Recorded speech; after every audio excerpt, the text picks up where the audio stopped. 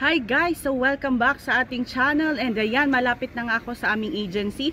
So kukunin ko ang aking visa. Yes, explain ko later on sa sit down video kung paano ba ang visa dito, and buti na lang may branch ng agency dito para at least maglakad na lang kasi yung pinaka main branch is sa other city. So samahan nyo ako. Ayan guys, so samahan nyo ako at tayo ay papunta sa aking agency. Buti na lang may branch sila dito para mas malapit. And pasensya na naka-bucket hat and shades na naman kasi super init na talaga summer dito. And yes, kukunin natin ang aking visa.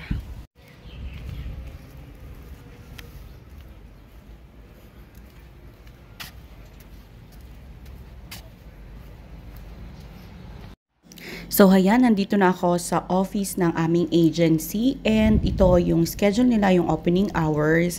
Tara na, pasok tayo. Kung titingnan mo yung office na ito, parang bahay, 'di ba? Pero yes, bahay ito, kinonvert lang talaga nila into an office. So maganda, and yan, samahan niyo akong pumasok at kunin na natin ang aking visa.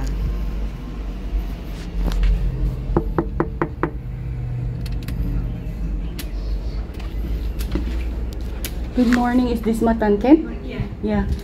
So I will get my visa.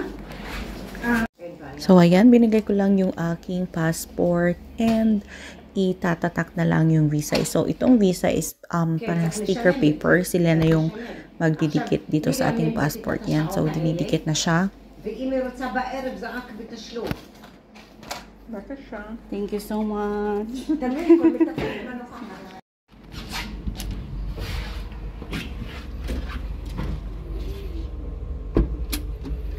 There you go guys. So nakuha ko ng ating visa.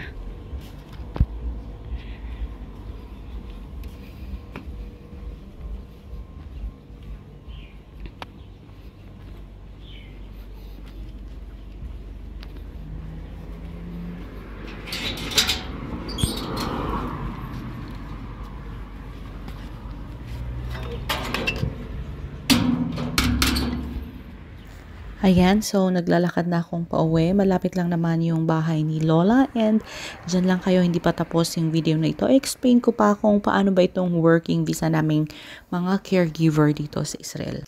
So there you go guys, nakuha ko na yung aking work visa or ito yung B1 work visa. Ano nga ba itong B1 work visa? Ito yung general work permit na binibigay sa lahat ng foreign nationals na gustong magtrabaho dito sa Israel. So sino nga ba ang magpaprocess sa visa natin bilang mga caregiver? Ito po yung ating agency. So ako, 1 month before na mag-expire yung aking work visa, niremind ko na si employer na ito ay mag-expire at siya naman ang tumawag sa agency para sabihin na mag-expire na nga yung aking visa and bahala na si agency na mag-process lahat-lahat. So sino ba ang nagbibigay or nagre-release ng work visa natin? Ang agency ba or what?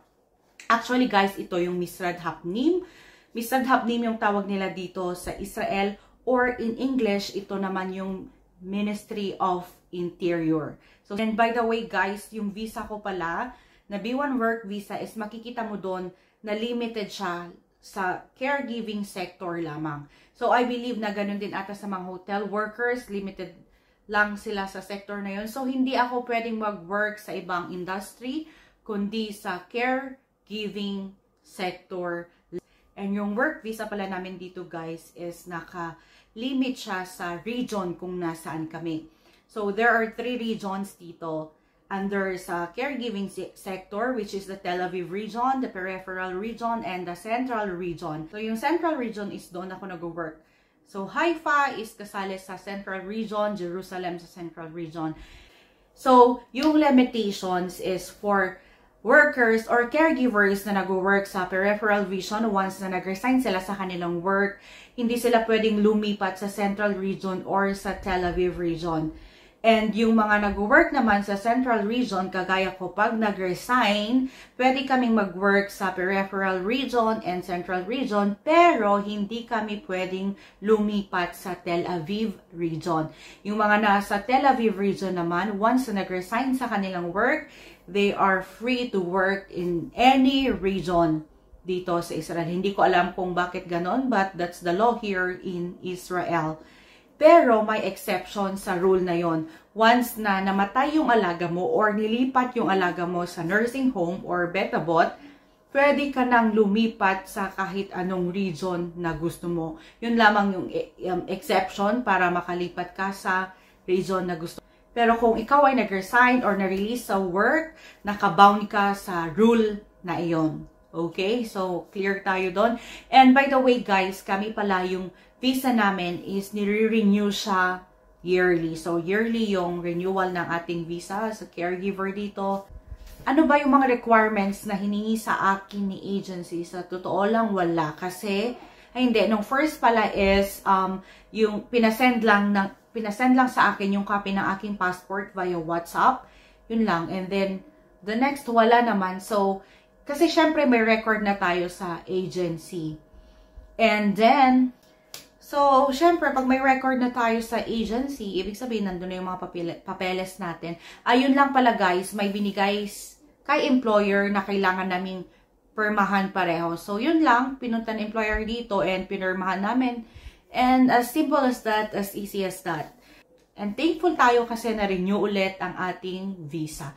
So guys, I hope na nakatulong itong video na ito. And kung may gusto pa kayong gawan natin ng video about sa caregiving job, about dito sa Israel, traditions, cultures nila, please feel free to comment down below and gagawin natin yan ng video. At kung hindi ka pa nakaka-subscribe dito sa aking YouTube channel, i-click mo na yung subscribe button and of course, press the like button as well. And then i-click mo din yung bell icon para notify ka every time I upload a video. So thank you so much guys and I'm gonna see you again on my next one. Bye!